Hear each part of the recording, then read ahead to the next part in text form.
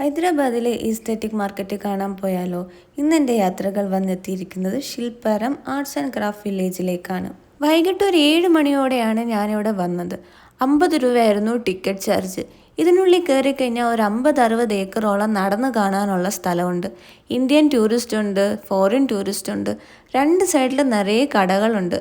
ഈ കടയിലൊക്കെ നിറയെ ബാഗുകളൊക്കെയാണ് വിൽക്കുന്നത്. പലയിടത്തും ഷോളുകൾ വിൽക്കുന്നു. പിന്നെ ചില കടയിലൊക്കെ ഷൂസൊക്കെ വിൽക്കുന്നുണ്ട്. ചില കടയിലൊക്കെ കുഞ്ഞുങ്ങൾക്കുള്ള സോഫ്റ്റ് ആയിട്ടുള്ള ഡ്രസ്സാണ് വിൽക്കുന്നത്. ഇതുപോലെ നിറയെ കൊത്തുപണി ചെയ്ത സാധനങ്ങളൊക്കെ വിൽക്കുന്നുണ്ട്. നല്ല പ്രൈസാണ് എല്ലാത്തിനും. എന്നാലും അത്യാവശ്യം നല്ല ബാർഗൈനിങ് സ്കിൽ ഉണ്ടെങ്കിൽ നമുക്ക് ഒരുപാട് വില കുറച്ച് സാധനങ്ങൾ മേടിക്കാൻ പറ്റും.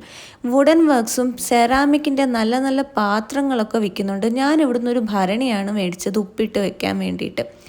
ഇവിടെ ഒരു സൈഡിലായിട്ട് പപ്പറ്റ് ഷോ നടക്കുന്നുണ്ട്. കുറച്ച് നേരം ഞാൻ അതും നോക്കി നിന്നു.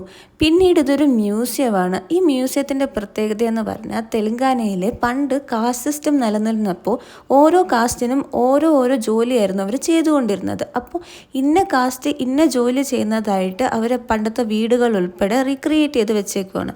അപ്പം നമ്മൾക്ക് പണ്ട് തെലങ്കാന എങ്ങനെയായിരുന്നെന്നും അന്നത്തെ അവരുടെ വീടുകൾ എങ്ങനെയായിരുന്നെന്നും അന്നത്തെ ആൾക്കാർ ചെയ്തിരുന്ന പണി എങ്ങനെയാണെന്നും നമുക്ക് കാണാൻ സാധിക്കും. ഞാൻ ഇതുപോലുള്ളൊരു മ്യൂസിയം ഞാൻ കണ്ടത് കേരളത്തിൽ കൊല്ലം ജില്ലയിലെ കൊളുത്തൂപ്പുഴയിലെ ഫോറസ്റ്റ് മ്യൂസിയത്തിലാണ്. ഇവിടെ ഒരു സൈഡിലായിട്ട് വലിയൊരു കുളം കാണാം.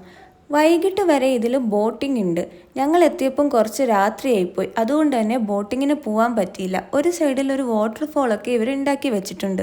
ഇങ്ങനെ വെറുതെ ചുമ്മാ നടന്ന് കാണാൻ പറ്റിയ നല്ലൊരു പ്ലേസും കൂടിയാണിത്. ഇങ്ങനെ നടന്നുകൊണ്ടിരുന്നപ്പോഴാണ് ഞാനിത് കണ്ടത്. സൈഡിലായിട്ട് 2 കുച്ചിപ്പൊടി ഡ്രസ്സ് ഇട്ട കുട്ടികൾ നിൽക്കുന്നു. അങ്ങനെ പോയി നോക്കിയപ്പം ദാ ഇവിടെ അരങ്ങേറ്റമാണ് നടക്കുന്നത്.